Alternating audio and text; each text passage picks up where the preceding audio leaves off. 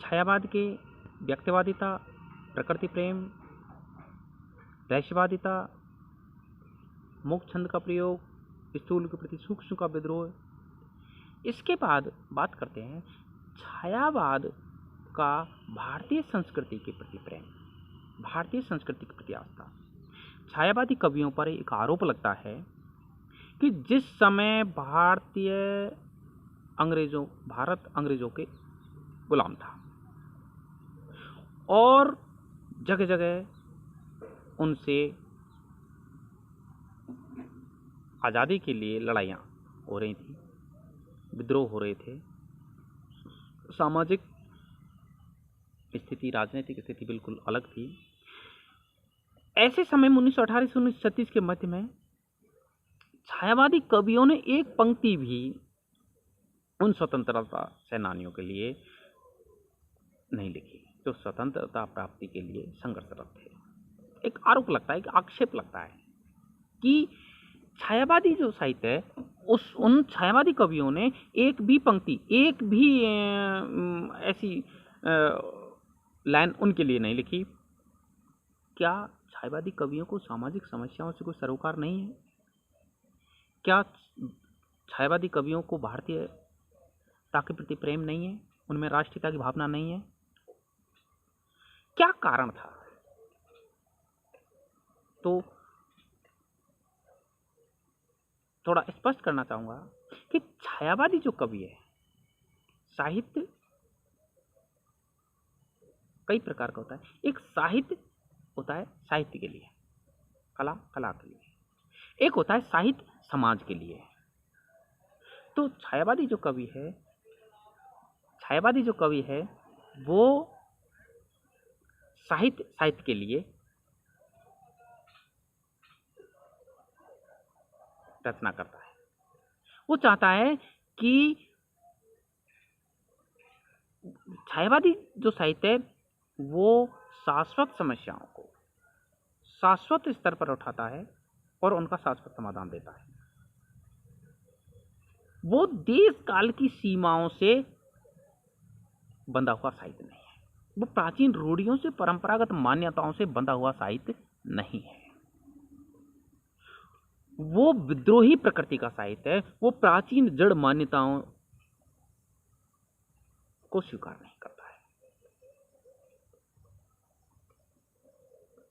भक्तिकालीन साहित्य ईश्वर भक्ति से संबंधित रचनाएं हैं। वहां कहीं भी मुगलों के, आतताइयों के, उनके बारे में बहुत ज्यादा उनकी चिंता फिक्र नहीं है। यहां छायावादी साहित्य के लिए वो डूबकर साहित्य लिखा है उन्होंने। हाँ, उनको भारतीय संस्कृति के प्रति, भारतीय जो प्राचीन मान्यताएं उनके प्रति उनमें गहरी आस्था है। वो भारतीय संस्कृति का पुनरुत्थान चाहते हैं। सूर्यकांत त्रिपाठी निराला ने जो रचना की तुलसीदास, उसमें उन्होंने तुलसीदास को उस समय जो मुगल संस्कृति भारतीय संस्कृति को ग्रसती जा रही थी, मुगलों की जो सभ्यता है और संस्कृति है वो भारतीय संस्कृति और सभ्यता पर हावी होती जा रही थी। मुगलों की जो आज भी जितने भी रीति रिवाज, सामाजिक कार्यकलाप होते हैं उनमें आधे से ज्यादा मुगल कालीन सभ्यता दिखाई देती है। तुलसीदास में उन्होंने कि जब मुगल संस्कृति भारतीय संस्कृति को ग्रसती जा रही थी उस समय जन्म हुआ तुलसीदास का, और तुलसीदास ने भारतीय रामचरितमानस लिखकर भारतीय संस्कृति को बचाने का प्रयास किया मुगल संस्कृति से। उसी तरह अब निराला का जो साहित्य है उसमें व्यक्तिवादिता की प्रधानता बहुत ज्यादा दिखाई देती है। पूरी तरह निराला का जो साहित्य है उसमें अपने निजी व्यक्तित्व का प्रतिफलन दिखाई देता है। तो निराला ने जो भी रचनाएं की, निराला वर्तमान समय में जो पाश्चात्य संस्कृति है, जो भारतीय संस्कृति को ग्रसती जा रही है, उससे उबारने का एक प्रयास करते हैं, भगीरथ प्रयास करते हैं।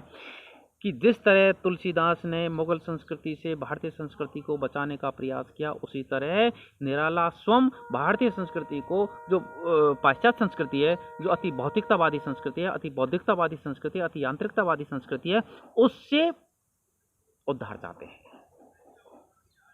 और तुलसीदास में उन्होंने रत्नावली के माध्यम से, रत्नावली जो कहती है कि धिक दाहे तुम यो अनाहूत दोहदिया श्रेष्ठ कुल धर्म धूत राम के नहीं काम के सूत कहलाए, हों बिके जहां तुम बिना दाम बे नहीं और कुछ हड़चाम, कैसी शिक्षा कैसे ब्राह्म पर आए।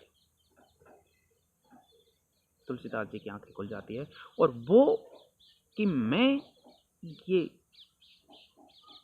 कामुक जो संस्कृति है या काम को प्रधानता है, उस संस्कृति को छोड़कर मैं राम की स्थापना करूंगा। लगभग इसी तरह की कहानी सूर्यकांत त्रिपाठी निराला की है। सूर्यकांत त्रिपाठी निराला पाश्चात्य संस्कृति से भारतीय संस्कृति को बचाने का प्रयास करते हैं। भारतीय संस्कृति के प्रति उनमें आस्था है, लगाव है, प्रेम है, अपनापन है, और भारतीय संस्कृति का वो कभी पुनरुत्थान चाहता है। हाँ, नारी को प्रेरणा स्रोत, अजस्र प्रेरणा स्रोत माना है कि जब जब पुरुष अपने कर्तव्य से विमुख हुआ है तो नारी ने ही उसको सही दिशा दी है, चाहे भक्तिकालीन समय हो, छायावादी कवियों का। तो नारी के प्रति सूर्यकांत त्रिपाठी निराला एकमात्र विश्व के ऐसे कवि हैं जिसने अपनी बेटी की सुंदरता का चित्रण किया, बेटी के यौवन का चित्रण किया, बेटी की खूबसूरती का चित्रण किया। सूर्यकांत त्रिपाठी जैसे पवित्र और निर्मल भाव वाला कोई कवि दिखाई नहीं देता विश्व के किसी भी साहित्य में। तो छायावादी जो कवि है, उन कवियों ने भले ही स्वतंत्रता संघर्ष करने वाले सेनानियों के लिए सीधा कोई नहीं कहा, कुछ लिख सीधा कोई उनके लिए कोई पंक्ति नहीं लिखी, लेकिन उनके मन में भारतीय संस्कृति को बचाने का जो प्रयास है, भारतीय संस्कृति को जो पाश्चात्य संस्कृति से बचाने का जो प्रयास है, वो कूट कूट कर भरा हुआ है, और वो उनमें भारतीय संस्कृति के पुनरुत्थान की भावना है। और भारतीय संस्कृति के पुनरुत्थान की जो भावना है, वहाँ उन्होंने नारी को देवीय, पूजनीय और देवी प्रेरणा स्रोत के रूप में माना है। तो इस तरह छायावादी जो कवि है वो नारी को अजस्र प्रेरणा स्रोत मानता है। तो छायावादी जो कवि इस पर जो आक्षेप लगते हैं कि इन्होंने स्वतंत्रता सेनानियों के लिए संघर्षरत उनके लिए कुछ नहीं लिखा, तो ये आक्षेप उनका एक तात्कालिक आक्षेप हो सकता है, लेकिन छायावादी जो साहित्य है वो शाश्वत समस्याओं को उठाता है और उनका शाश्वत स्तर पर समाधान देता है। और छायावादी जो साहित्य है वो साहित्य के लिए है, कला के लिए है, साहित्य के लिए उनमें साधना है, साहित्य के प्रति वो डूब कर उन्होंने लिखा है। और वो सूरदास जी ने एक भी पंक्ति उस समय के सामाजिक व्यवस्था के लिए नहीं गाई, उनका जो आर्य थे श्री कृष्ण, उन्हीं के लिए जीवन भर गाते रहे, उनका ध्येय था वो। तो छायावादी जो कवि है उनका ध्येय है भारतीय संस्कृति के पुनरुत्थान की भावना, भारतीय संस्कृति के प्रति अगाध आस्था। उनमें हाँ, जो जड़ मान्यताएं हैं, रूढ़िगत मान्यताएं हैं, उनको वो तोड़ना चाहते हैं, उनसे वो उनको स्वीकार नहीं करते।